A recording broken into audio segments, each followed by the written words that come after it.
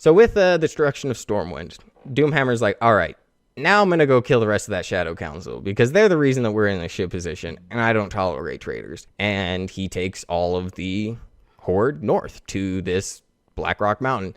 And as they arrive, I feel like some of the Shadow Council was expecting like the elements of fire to help them out, and they don't. All of them go hide under the commands of the old gods to just pretend that they're not there for now. So Orgrim comes crashing in the Shadow Council's like meeting, and him and his orcs, they just murder all of them, and he completely purges the Shadow Council. I believe that Cho'Gall would have had Gul'dan brought here. If not, he's still kept somewhere, but for one reason or another, Orgrim does decide to spare Cho'Gall. Maybe it's just because he truly believes that he's going to need the Twilight's hammer for what's coming next, or maybe it's because Cho'Gall actually does prove to be fairly useful. He does introduce Orgrim to the Dark Iron Dwarves, and they begin to tell him secrets about like the secrets of the mountain, as well as like all of how they make their weapons and stuff like that. So he sees it as a way to reinforce his army. Back in the Blackrock Spire, Gul'dan would wake from his coma,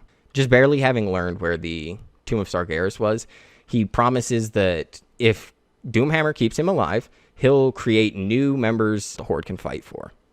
And the only condition is that he's not allowed to use Fel magic. So he's been experimenting with Cho'Gall for a while, using the bodies of dead Alliance soldiers, and he's been trying to combine them with the souls of his slain Shadow Council. So he, through a lot of trial and error, eventually manages to get this done.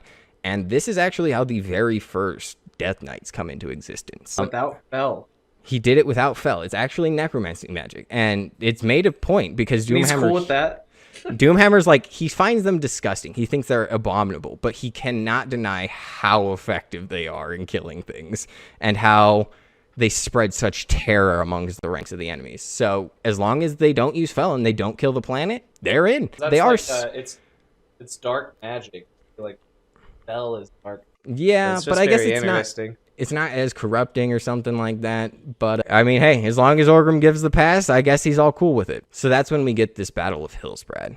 And this Battle of Hillsbrad is a massive, massive clash. This is where we essentially see the very first Horde versus Alliance clash. And you have the human alliance of Lordaeron. And they, with their paladins, slam into the orcs and their Death Knights.